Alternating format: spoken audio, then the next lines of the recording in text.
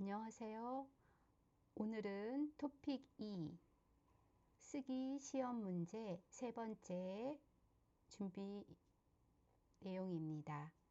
오늘은 51번 문제를 풀 때 여러분들이 생각해야 될 부분들에 대해서 먼저 알아보겠습니다.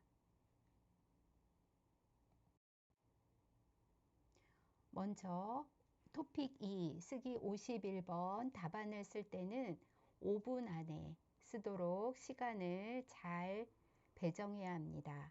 이 51번 뿐만 아니라 52번, 53번, 54번 이렇게 쓰기 문제를 풀 때는 총 50분 동안 쓰게 됩니다. 그래서 51번 문제는 5분 안에 답을 쓰도록 하시고 자신 있는 문제부터 먼저 쓰도록 하면 됩니다.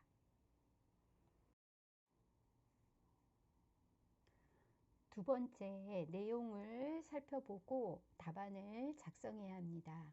먼저 제목을 보거나 문장의 유형을 보고 전체의 대화문의 내용을 의도를 파악하는 것이 필요합니다. 두 번째로는 대화나 글의 내용을 잘 살펴보고 자연스럽게 이어지는 내용을 답으로 써야 합니다. 자신의 생각을 마음대로 쓰면 감점이 됩니다. 세 번째로는 가로 앞과 뒤의 내용 중에서 접속사, 예를 들면 그리고, 그런데, 그러니까, 그래서 등을 잘 보고 그것에 맞는 답을 작성해야 합니다.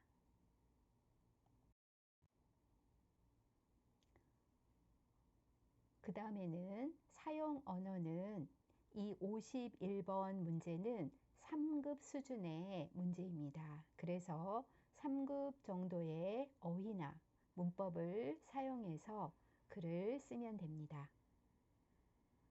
답안을 작성할 때 일부러 어려운 표현을 쓸 필요는 없고 실제 생활에서 자주 사용되는 표현을 사용하여서 답을 쓰면 됩니다. 가로에 앞과 뒤에 있는 어휘나 표현을 잘 보고 알맞게 적절히 이용하도록 하면 됩니다. 글의 격식에 맞게 씁니다, 씁니까, 십시오로 쓰는 것이 좋습니다.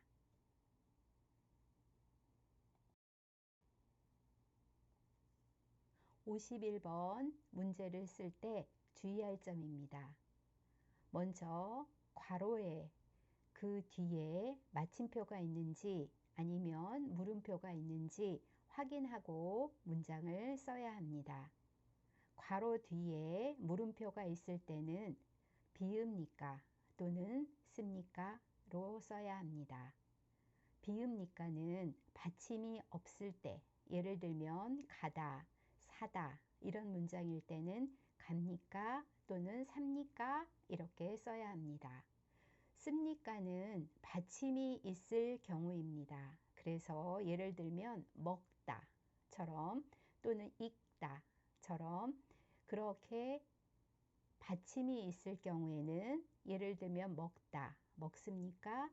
읽다, 읽습니까?를 사용해서 답을 써야 합니다.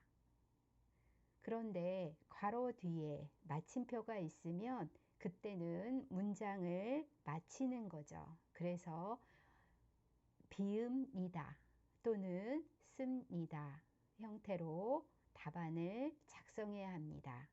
비읍니다는 앞에서처럼 받침이 없을 때, 하지만 받침이 있을 때는 씁니다를 사용합니다. 주의할 점 두 번째는 괄호 안에 답안을 쓸 때는 꼭 필요한 표현만 써야 합니다. 또한 괄호 앞이나 뒤의 내용을 그 답안을 쓸 때 같이 쓰면 그것이 마이너스 곧 감점이 됩니다. 또한 필요 없는 내용을 괄호 안에 쓰게 되면 연결이 이상해져서 그것도 마이너스가 되게 됩니다. 그 다음으로 주의할 점 세 번째는 철자를 바르게 써야 합니다. 철자, 그 스펠링을 정확하게 써야 합니다.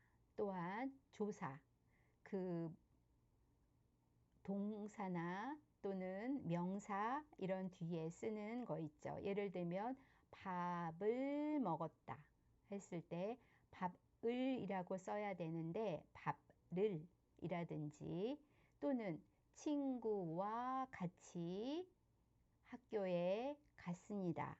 이렇게 와로 써야 되는 것을 친구가 라고 쓰면 틀리게 됩니다.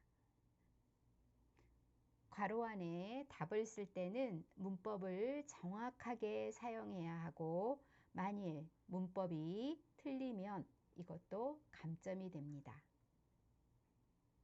괄호 안에 답을 쓸 때는 한 개만 써야 합니다. 두 개를 쓰면 점수가 없습니다.